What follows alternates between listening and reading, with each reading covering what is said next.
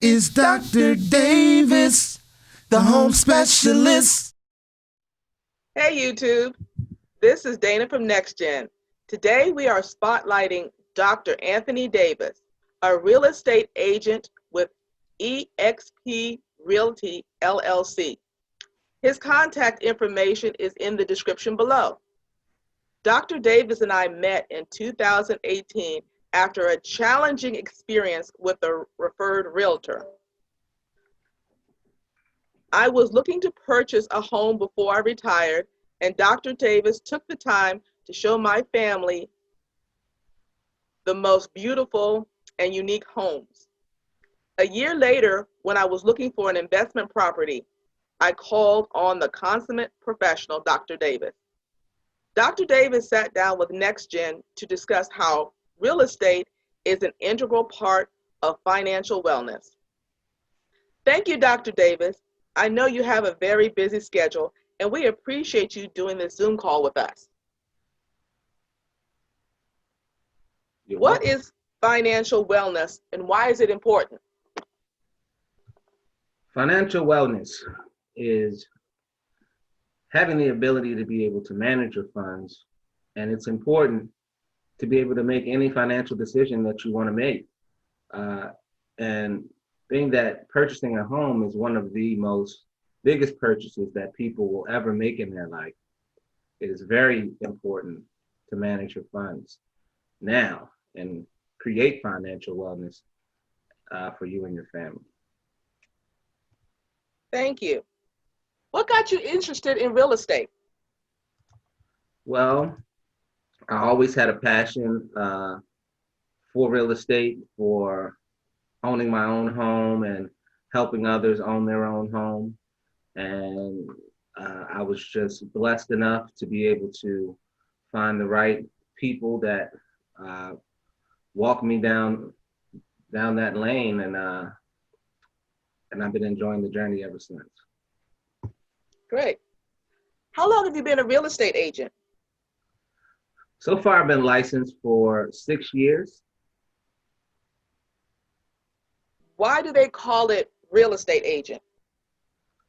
Well, real estate, it's called real estate agent because one, real helps us understand that the people that we're dealing with are real, and estate has to do with properties.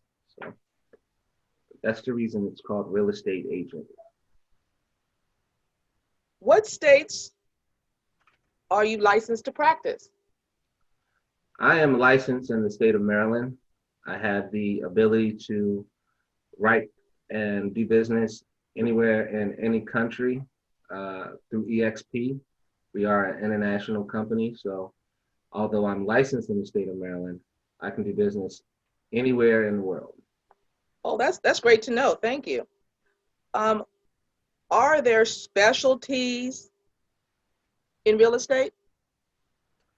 Yes, there are. I mean, I pride myself in being a first-time home buyer specialist. I also specialize in helping first-time investors and things of that nature. So that's what I specialize in. Okay, great. What is a real estate broker, and how are they different from a real estate agent? A real estate broker will typically own the company, and a real estate agent has to actually hang their license with any brokerage. So wherever there is a broker, a real estate agent needs that broker to be able to operate and do business. They have to hang their license with the broker in order to do business in that state. Okay. So a broker can be a realtor, but a realtor can't be a broker. A realtor can be a broker, and a broker is a realtor.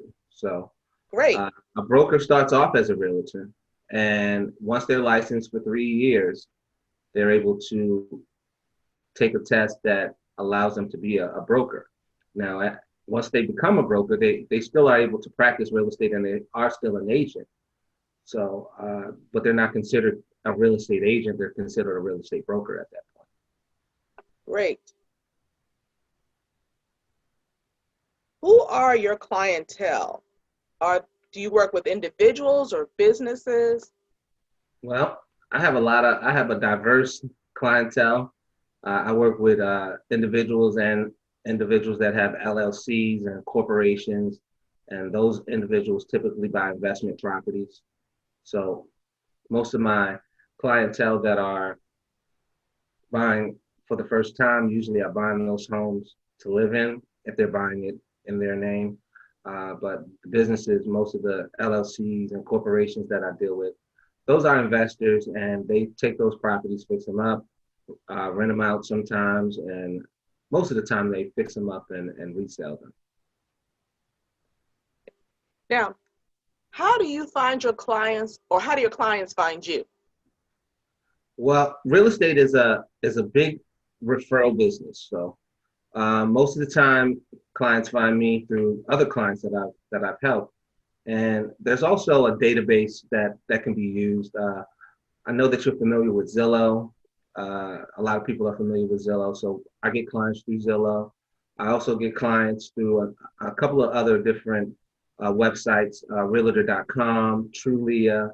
So these are sites that engage clients with realtors, and then we're able to match up with each other, and we're able to service the clients through those sites. But majority of my business and majority of the business that most real estate agents that are full-time agents such as myself, we get most of our leads from referrals. So real estate is a referral-based business, and I mean, if you want to keep the wheels turning, then you should make good relationships with your clients because they will always send you back new clients. That is true. Okay. Do you work with a team? I actually do have a team. The people that are on my team, some are licensed, some are not. And the ones that are licensed, they practice real estate just as I do. And the ones that aren't, they typically are behind the scenes. They're handling paperwork. They're talking to clients, making sure that they have all of their documents in order. So, and I also have title companies. I have affiliates. So I have title companies. I have contractors. I have just about anything that you need, electricians, plumbers. So, I mean, I do have a team or a network that I deal with, and home inspectors. So all of these individuals are people that I've been able to pretty much handpick, and these are my go-to people whenever I'm dealing with a transaction. Well, that does sound like a team. Now, for someone that's buying a new home for the first time, the terms that you're using, they are so unfamiliar with. So just to give them an idea, could you walk us through a first time, if someone comes to you and they are looking for a home, could you take us from when they're calling you up saying, hey, I'm looking for a home in the Maryland area, let's say Baltimore County, and take them all the way through to where they're given the keys to their new home?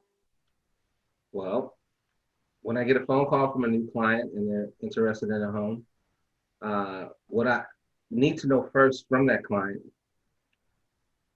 if they're ready to buy a home, is if they've been pre-approved. So if a client has been pre-approved, that means that they've sat with a lender and the lender has run their credit and has found them worthy to be able to move forward with being able to put an offer in on a house.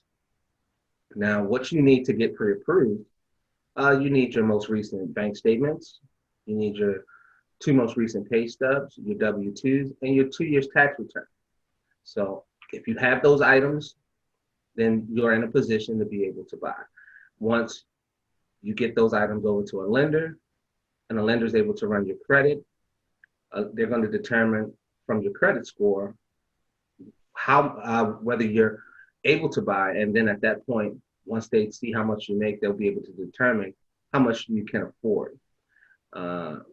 Lenders typically work off of a debt to income ratio. So they don't want you to be house poor. So they'll take a look at your income and see what your expenses are and determine from that what you'll be able to afford to buy. And once you're pre-approved from a lender, we'll be able to go out and look at houses. And once you found the house that you love, we'll put an offer in on that house. And you need three things to put an offer in. You need a contract, which I'll write. You need the pre-approval letter, which comes from the lender. And you need what's called a EMD, earnest money deposit, which comes from you, which needs to be at least 1% of the purchase price or above. In this market, I would typically make it 2, 3, or 4% because it's just that aggressive. But once you have those three items together, I'm able to put an offer in. You'll sign the contract. I'll put the offer in. And within typically 72 hours, we'll hear a response back. Now, the seller's either going to counter the offer, accept the offer, or reject the offer. If the seller counters the offer, you'll have the opportunity to counter back and come to an agreement where it is that the price will be set and then the contract will be ratified. If it gets rejected, we'll have to keep looking, of course. And if they accept it as written, then congratulations to you. So once that process starts and the contract is accepted, you'll have typically between 7 to 10 days on most contracts to do a home inspection. If you're buying a house that is in livable condition, if you're an investor, you'll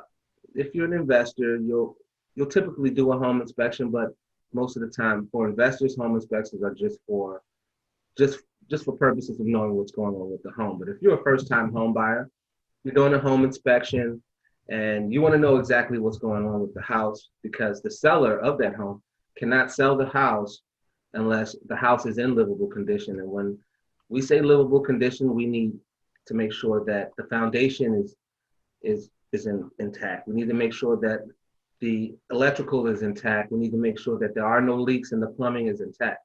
Now, out of those three things, if something is wrong in that house, the seller has to fix those items in order to be able to sell the home.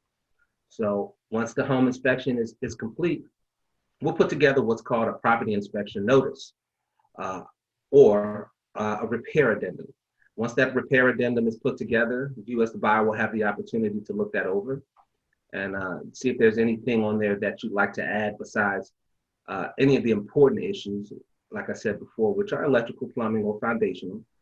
If we found that there's nothing really wrong with the house after a home inspection and there's nothing that needs to be fixed, we'll continue to move forward with the process.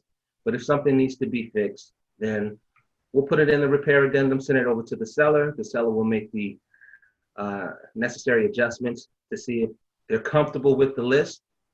And if so, they'll fix the repairs. Now, while the seller is typically fixing the repairs, within a 2-week time frame, once the contract is signed, the lender will send out for what's called an appraisal.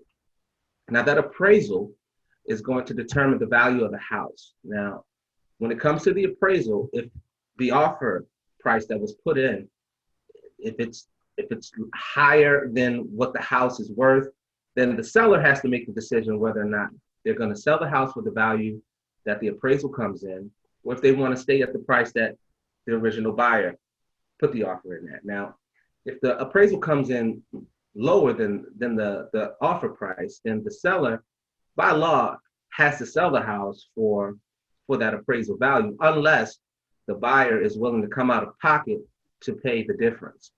Most buyers, first-time home buyers, aren't really in that position to be able to do that. But in this competitive market, we have found in 2020 that a lot of buyers are going $20,000 to $30,000 over list. So if the appraisal comes back under in today's market, I mean, you just might find yourself having to come out of pocket. I mean, it is a seller's market pretty much. And the difference between the seller's market and the buyer's market is when the sellers have the leverage to be able to pretty much go beyond the price of an appraisal and stick with it and get what they want. When it's a buyer's market, you're typically in a position where, I mean, the buyers have the leverage and they can pretty much lowball a seller, and most of the time the seller is willing to negotiate and take that lower offer. After the appraisal is done and the value of the home comes back and we know exactly how much the house is worth and all of the repairs have been fixed in the home, We'll do a reinspection to make sure that those repairs are up to par. Once we've done the reinspection, we're getting ready for closing. We'll do a final walkthrough. And after the final walkthrough, we'll schedule closing and sign your documents and get you your keys. And that is the process of buying a home. Wow, that's a lot of work. Now, what does the title company do? The title company holds all of the money. The title company distributes all of the checks. The title company does a title search to make sure that there aren't any liens or encumbrances on the property. The title company typically is in the interest of the buyer. It's the buyer's choice of which title company that they use. They do not have to go with the seller's title company. A lot of times you'll hear that the seller would like the buyer to go with their title company. They can suggest it. However, it is always the buyer's choice whether or not they want to go with the seller's title company or not, because the title company protects the interests of the buyer. Now, a lot of times, if the seller does give wants you to go with their title company, it's not a bad thing. I mean, the title work has already been done, but at that point, if you understand, I mean, the title company is not in the interest of the buyer; they're in the interest of the seller. But neither here nor there. I mean, if the title work is done and all hearts are happy, it doesn't really matter which title company that you use. But again, the title company is there to make sure that there aren't any liens, any encumbrances, or any debt that's transferring over from the seller that the buyer has to pay. And if there is any debt that the seller has to take care of, that debt has to be taken care of before the deal closes. Okay, that is a lot. Oh, you did talk about a mortgage company. What is the Yes. requirement if you get someone that pays cash? Well, when you get someone that pays cash, cash is king.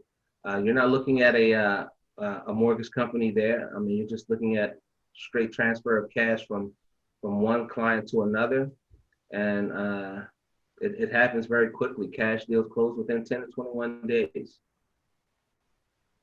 Oh, that's great. What does coming soon mean? I see that a lot of times. Well, a coming soon listing means that the property has been listed with a real estate agent and brokerage, and in the next coming days, it will be live to every realtor to show their clients to. So that's pretty much what coming soon means. Okay. Now I do hear about off market, and I can see why someone should be using a real estate agent, especially when they've got so many things going on and they're a first time home buyer. Yes. But what does off market mean? Well, off-market properties are properties that aren't listed by any agents. Those properties aren't represented by a brokerage. They're just being sold by the seller solely for sale by owner. Okay. Now, as a real estate agent, can you buy property for yourself? Of course, yes, you can. And you know all the ins and outs, so you know all the tricks and traps and stuff. Okay, great. And with that, are there any projects that you're working on? I currently am working on a few projects. I just yesterday I got a client ratified for $470,000 in Harford County. Congratulations. Thank you. And I'm currently working on. I just went through the list today. It's about 20 new clients that I just got with between I want to say the end of July. Well, really basically between August and the end of September, I've gotten about 20 new clients, and like I'd say 50% of those clients are ready to buy right now. And I put offers in on half of those clients. The way the market is so rough. I've been hitting and missing, getting offers accepted. One of my biggest deals, one of my cash buyers put an offer in $20,000, $30,000 over list, and we still didn't get the property. I have a deal that's actually supposed to close today, but it's been extended. And me and one of my colleagues, I have an LLC, we're looking to purchase our first investment property. And other than that, I mean, I got a couple of short sales going on. Sometimes I have a couple of off-market properties. that I'm holding on to for any clients that might be interested in those type of deals. And I just switched brokerages, so I'm currently working on my marketing and advertising to help boost myself and kind of get the new name of the new brokerage that I'm with out there. And other than that, I'm staying healthy and thank God that I I haven't run into anything that could affect my business. Yes, you do have a lot on your plate. Is there any, and I'm definitely going to have you back because you dropped a whole bunch of nuggets on us today. Is there anything else you would like to share today with us? Well, let me see. When it comes to, I guess one of the things that I guess is pressing on me, I guess, is when it comes to clients and when it comes to realtors, I mean, a lot of times I think that, clients don't understand how much behind the scenes work that realtors actually do for them. A lot of times we hear that, you're not really working for us, you're not really for us. I mean, I know that there are a lot of realtors out there that are like that, but for myself, I mean, there's a lot of detailed work that goes into making sure that a client has a smooth, seamless process. And, in order to make that happen, I mean, there is a lot of moving parts that a realtor is doing behind the scenes for their client that a lot of times they don't get the just due for. So I just want to put out there that, if you're one of those clients that thinks that your realtor isn't really working for you, lay off of them a little bit because behind the scenes, trust me, 12 o'clock, 1 o'clock in the morning, a lot of times 2, 3, 4 o'clock in the morning, as realtors, we're up and we're working for our clients and we're looking for houses just to make it a little easier for them and so that they can sleep at night and get through the process and know that, in 30 to 45 days after they're under contract, they're going to be in their new home.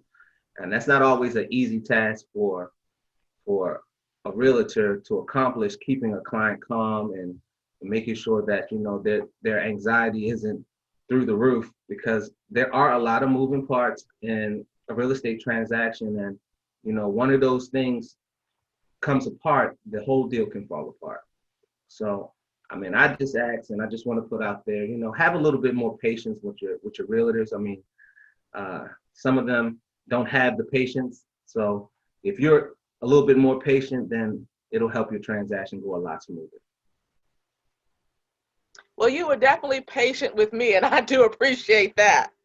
Again, I got to have you back because, like I said, you dropped a lot of information, and I wanted to also bring you back to talk about the selling side. We talked about the buying side. Oh, yeah, definitely. Now we're going to talk about the selling side. Again, Yeah. Dr. Davis, thank you. We appreciate your time, and be safe out there and have a great day. You too.